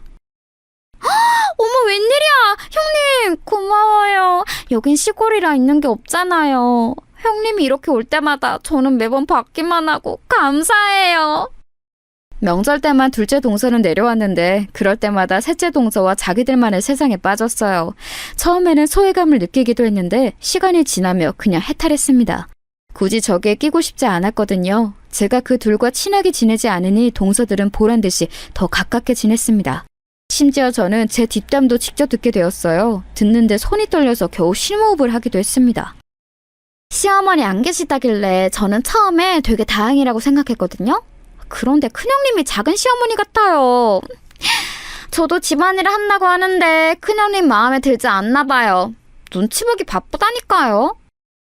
나도 처음 결혼했을 때 되게 놀랐어. 여기는 무슨 형님 말이 곧 법이더라? 심지어 남편도 어찌나 형님 편을 들던지 신혼 초에 나 이혼할 뻔했잖아. 작은 시어머니 그 말이 딱이다. 너무 웃겨. 동서랑은 말이 통해서 좋아. 내가 얼마나 그동안 답답했는데. 저 때 뒷담화를 듣고 앞에 나서려다 참았는데 그게 그렇게 후회되더라고요. 하지만 저도 참고만 있던 것은 아니에요. 바로 이어서 사건이 또 터지게 되었어요. 바로 시아버지가 몸이 좋지 않아 건강검진을 받았더니 무려 위암이었어요. 다행히 생명이 위독한 말기는 아니고 초기였습니다. 하지만 꾸준히 검사도 받아야 했고 항암치료도 해야 하는 상황이었어요. 우리가 살던 곳이 시골이라 시아버지를 서울로 모시고 가야 했죠. 우리 부모님을 한 번에 잃고 시어머니까지 잃으니 저는 시아버지를 절대 병으로 세상을 빨리 떠나게 하고 싶지 않았어요. 그래서 제가 자진해서 시아버지를 모시고 서울로 병원에 다녔습니다. 그러다 어느 날은 시아버지가 병원에 가는 날과 큰아들의 졸업식에 겹쳤어요. 동서, 아버님 터미널에 데리러 가서 병원만 모시고 갈 수 있을까? 그리고 다시 버스만 태워주면 돼. 어렵지 않고 이번 검사는 빨리 끝나서 동서가 시간만 내주면 너무 좋을 것 같은데. 어머, 형님, 저 바쁜 사람이에요. 이렇게 갑자기 부탁하시면 안 돼요. 시골에 사람 많지 않아요? 그리고 졸업식이야 뭐 요즘은 안 가도 되지 않나? 동서, 내가 진짜 이제껏 아무 말도 안 했는데 너무한다. 동서가 사는 그 신혼집도 내가 모은 돈으로 들어간 거야. 동서도 받을 만큼 받아놓고 아픈 시아버지 모른 척하는 거 너무하다고 생각하지 않아? 지금 눈치 주는 거예요? 너 돈 받았으니까 돈 갚아라 이거잖아요 지금. 애들 키우는 것도 힘든데 형님까지 왜 이러세요? 그리고 돈 얘기하면 끝도 없어요. 누가 보면 강남 한복판에 있는 아파트 사준 줄 알겠어요. 동서! 말이 심해. 그냥 아예 시댁에서 지원이 없던 것은 아니니까 인간의 도리를 하라는 거잖아. 내가 시아버지 모시고 가면서 동서한테 언제 이렇게 부탁한 적 있어? 병원에 모시고 가기 좋은 위치여도 한 번도 동서한테 연락한 적 없잖아. 그리고 아버님 병원비도 나랑 남편이 다 부담하고 있는데 어쩜 동서들은 그렇게 예의가 없어? 저도 모르게 화가 나서 전화로 쏘아부었어요. 제가 거실에서 통화로 둘째 동서에게 화를 내는 것을 듣고 셋째 동서가 슬며시 방에서 나오더라고요. 아마 화를 내느라 목소리가 워낙 커서 다 들었을 거예요. 둘째 동서에게 할 말을 다 하고 끊으니 셋째 동서가 저에게 말을 걸었습니다. 마침 잘 됐다 싶었어요. 형님, 무슨 문제 있으세요? 지금 우리 아기 낮잠 자는데 형님 목소리 때문에 깼어요. 큰일 생기신 거예요? 동서도 진짜 너무한다. 아버님 아프신 거 뻔히 알면서 어떻게 한 번을 자기가 모시고 가겠다고 말을 안 해? 그럼 집에서 집안일이라도 열심히 하던가. 혼자 사는 집 아니잖아. 언제까지 그렇게 이기적으로 굴 거야? 어머, 왜 갑자기 저한테 화풀이 하세요? 저는 지금 가만히 있다 방에서 나왔는데 왜 형님 화난 걸 저한테 푸세요? 저 너무 당황스러워요. 그리고 형님이 워낙 아버님하고 더 친하고 하니까 저는 그런가 보다 싶었죠. 갑자기가 아니고 그동안 참은 거야. 둘째 동서도 그렇고 아버님한테 살갑게 다가가는 사람이 없잖아. 집안에 무슨 일이 생기면 항상 나만 나서고 내가 다 챙기고. 너무하다고 생각하지 않아? 형님이 워낙 매번 나서서 하시니까 그런 거죠. 그러면 다음엔 제가 아버님 모시고 서울 다녀올게요. 됐죠? 제가 하면 되잖아요. 이게 뭐라고 저한테 그렇게 화내시는 거예요? 참고 참았던 제가 화를 내자 셋째 동서는 본인이 아버님을 모시고 서울에 가겠다고 하더라고요. 그래서 다음 순서가 되었을 때 정말 셋째 동서에게 아버님을 맡겼어요. 내심 걱정했는데 아니나 다를까 아버님이 그날 밤에 저를 따로 부르더니 조용히 말씀하셨습니다. 주미야, 앞으로 나 혼자 다닐게. 주미 그동안 고생했다. 셋째 며느리랑 같이 갔는데 계속 옆에서 뭐라 하니까 내가 눈치가 보여. 네 험담도 그렇게 하더라. 아휴, 내가 너무 민폐를 끼친 것 같아서 미안하다. 길도 외웠으니 이제 진짜 혼자 다닐 수 있어. 시아버지의 말을 듣고 속상해서 얼마나 울었는지 몰라요. 제가 괜히 동서들과 기싸움을 하다 시아버지를 불편하게 한 것 같아 죄송했죠. 그래서 그 뒤로는 제가 모시고 다녔습니다. 그리고 똥이 무서워서 피하는 게 아니잖아요. 그냥 동서들과 저는 결이 맞지 않다고 생각하고 거리를 두게 되었어요. 제가 그렇게 거리를 두니 둘은 전보다 훨씬 가까워졌죠. 동서, 서울 오면 우리 집에서 자고 가. 그리고 지수 데리고 놀이공원도 가자. 우리 집에서 되게 가깝거든. 온 김에 서울 구경도 하고 좋잖아? 애들한테도 큰 물을 보여줘야 나중에 도움돼. 어머, 형님 진짜요? 저야 그럼 너무 감사하죠.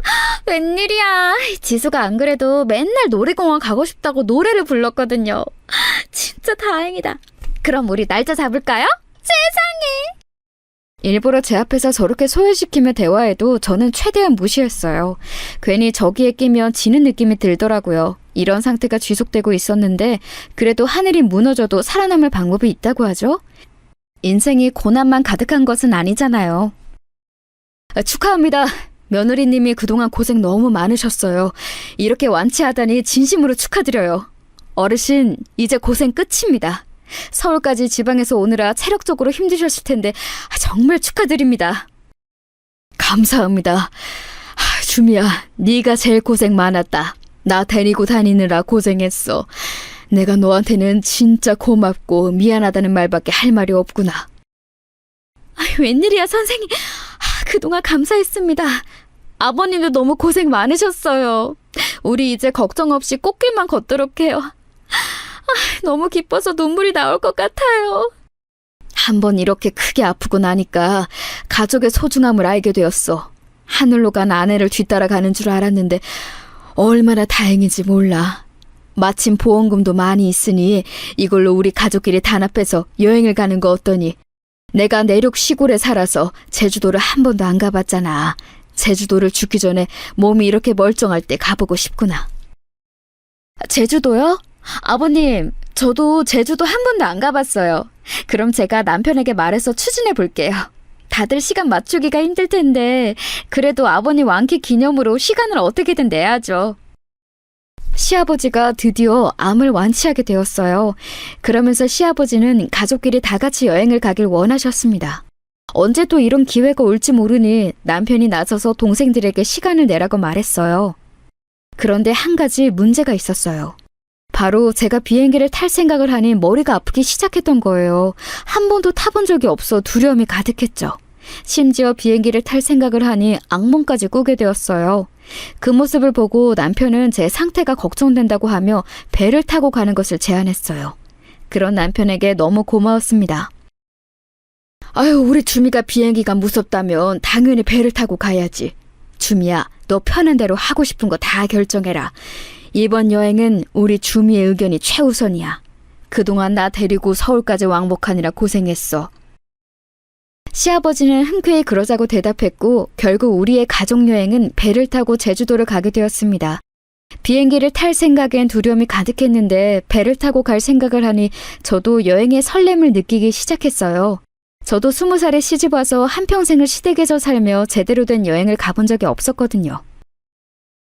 주미야, 그렇게 신나? 나 자기가 그렇게 신이 난 모습은 처음 보는 것 같아. 당신 요즘 얼굴이 말 그대로 폈어. 당신 기뻐하는 거 보면 내가 왜 더 빨리 여행을 가지 않았을까 싶어.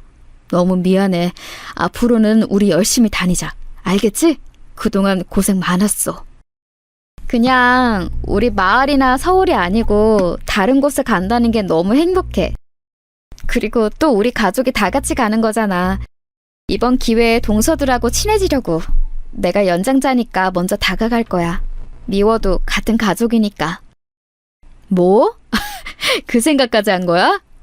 그래, 우리 같은 가족이니까 서로 잘 지내면 좋잖아. 당신이 그렇게 생각했다니 내가 다 기쁘다. 나는 당신이 그렇게 생각할 줄 몰랐어. 동서들과 사이가 좋지 않은 것을 남편은 어느 정도 알고 있었어요. 자세히는 제가 굳이 말하지 않았는데 아무래도 티가 났겠죠. 그동안 시아버지 병간호를 하느라 가족들끼리 교류가 많지 않았거든요. 이번 여행을 빌미로 서로 속 터놓고 친하게 지내는 것을 원했습니다. 그게 저 혼자만의 생각이라는 것인 줄은 꿈에도 몰랐어요. 알았다면 절대 여행을 가지 않았을 거예요. 여행을 가기 전날 너무 설레서 잠도 제대로 자지 못했어요. 배에 타서 저는 멀미가 심해 멀미약을 먹고 잠깐 잠들었다 깨니 남편도 자고 있더라고요. 시아버지를 보니까 시아버지도 자고 계시길래 밖으로 잠깐 나갔습니다. 동서들이 의외로 깨어있길래 다가가려 했는데 둘은 저를 보고도 아는 척을 하지 않더라고요. 저번에 싸운 이후로 아직 어색함이 남아있어서 그런가 보다 생각하고 혼자 바다를 보고 있었습니다. 괜히 바다를 보니까 시어머니 생각이 그렇게 나더라고요. 주미야, 나는 살면서 바다를 내 눈으로 본 적이 없어. 그래서 바다를 보는 게 내 꿈이었어. 꿈이 참 소박하지? 다음 생에는 바다 앞에 있는 집에서 살고 싶어. 시어머니가 같이 왔으면 얼마나 좋았을까 생각도 들고 괜히 마음이 짠해졌어요. 우리 어머니가 계셨으면 동서들하고 틀어지지도 않았을 것 같았죠. 돌아가신 부모님도 생각나고 바다를 보며 사색에 잠겨 있었는데 등 뒤에서 동서들의 목소리가 들렸어요. 무시하려고 했는데 아예 저보고 들으라고 하는 소리처럼 크게 말해서 무시할 수가 없었습니다. 내가 진짜 주변에 창피해서 말을 못했어. 제주도를 비행기도 아니고 배를 타고 가는 게 말이 돼? 심지어 우리 친정 부모님이 나한테 배 타고 가는 거 맞냐고 계속 물어보더라. 우리 애들은 비행기 탄다고 신났다가 실망해서 난리가 아니었어. 이게 다 짠순이 큰형님 덕분이죠. 뭐 비행기 공포증? 아니, 비행기를 타봤어야 공포증이 있는지 알죠. 딱 봐도 그냥 비행기로 가면 더 비싸니까 배를 타고 가자고 한 거잖아요. 아휴, 그렇게 아끼고 아껴서 부자 되려나 봐요. 하여간 혼자 착한 척은 다 해.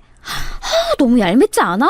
본인만 정의롭고 생각 많고 착한 며느리고 우리는 그냥 철없는 며느리잖아. 아까도 시아버지가 싸고 도는 거 봤지? 멀미약 먹었냐고 손 꼭 붙잡고 물어보더라. 아휴. 대놓고 저를 욕하는 걸 가만히 듣고 있을 수는 없었어요. 저는 나름대로 친해지고 싶은 마음이 커서 남편에게 제가 다가가겠다고 말한 상태였는데 동서들은 그런 저를 들으라는 듯 욕하니 속상함이 너무 컸습니다. 그런데 그 뒤에 나온 말은 더 충격이었어요. 아휴, 지금 술을 마셔서 그런가? 왜 평소보다 훨씬 얄밉죠? 그리고 우리 남편도 큰형님 말에 꼼짝을 못하더라고요. 집에서도 무슨 자기 엄마인 것처럼 대하고. 나도 저번에 남편하고 싸웠잖아. 우리는 평소에는 사이가 진짜 좋거든? 근데 꼭 형님 얘기가 나오면 싸워. 우리 남편도 형님 말이라면 무슨 법처럼 따르잖아. 도대체 어떻게 구워 삶은 거야? 너무 얄미워요. 큰형님 여기서 밀어버리면 좋겠죠? 농담이에요. 농담이야? 난 아닌데? 나는 진지하게 알아들었는데? 둘이 무려 저를 바다에 밀어버린다고 깔깔거리는 모습에 저는 온몸이 굳어버렸어요. 저런 사람인들인 줄도 모르고 저는 지금이라도 어긋난 관계를 돌리려고 했던 거죠. 순간 이제껏 제가 시댁에 희생했던 게 물거품이 된 느낌이 들었습니다. 그러면서 사는 게 무슨 의미가 있나 싶었어요. 마침 돌아가신 시어머니와 우리 부모님을 생각하던 중이기도 했고요. 동서들, 진짜 너무한다. 내가 다가가려고 해도 틈을 전혀 주지 않네? 내가 도대체 뭘 그렇게 잘못했어? 나는 그냥 동서들이랑 잘 지내고 싶었던 건데 내 마음이 전혀 통하지 않았던 거구나. 어머, 형님, 다 들으셨어요? 저번부터 되게 몰래 잘 들으시네. 아니, 제주도 가는데 배 타고 가면 남들이 우리를 뭐라고 생각하겠어요? 그것도 그렇고 그냥 형님이 이번 여행 일정도 다 짰다고 들었어요. 이 집안은 다 형님 위주로 돌아가는 거 이제 지쳐요. 동서들은 오히려 당당하게 할 말을 하더라고요. 그 모습에 저는 순간 욱하는 감정이 올라왔습니다.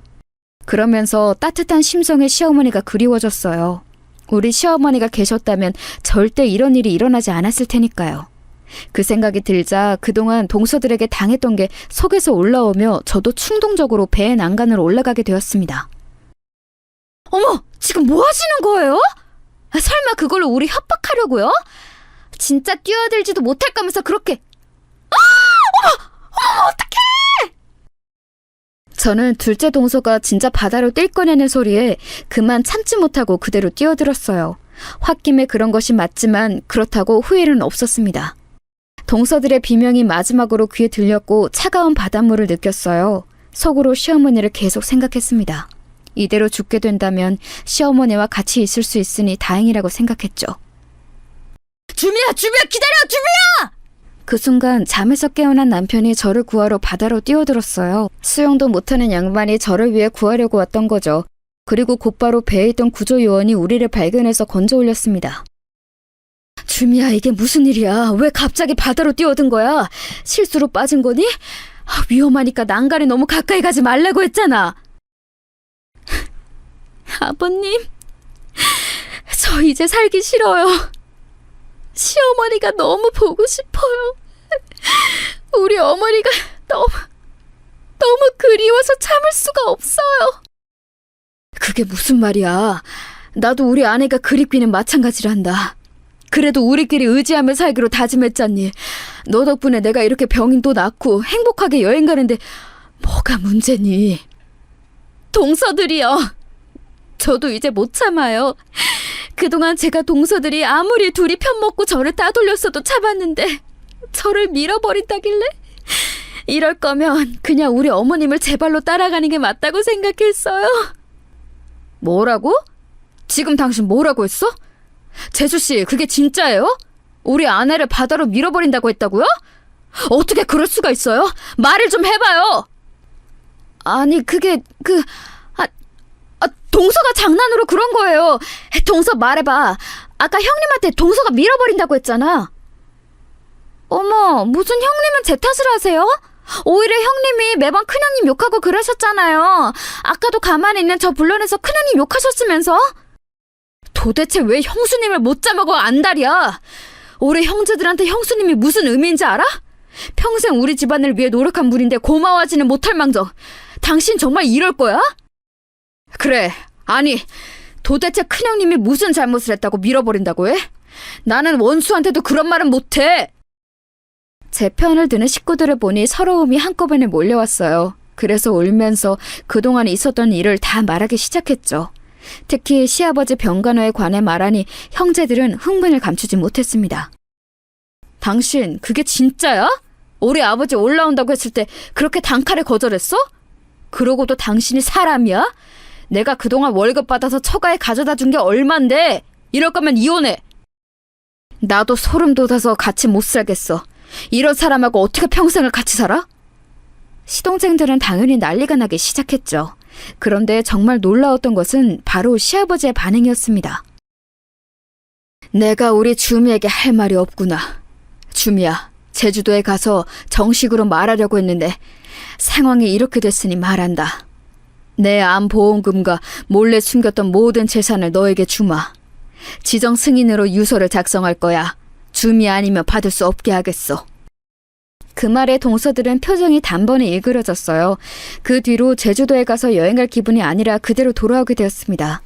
그리고 시댁에 모여 얘기하는데 저는 끼고 싶지 않더라고요.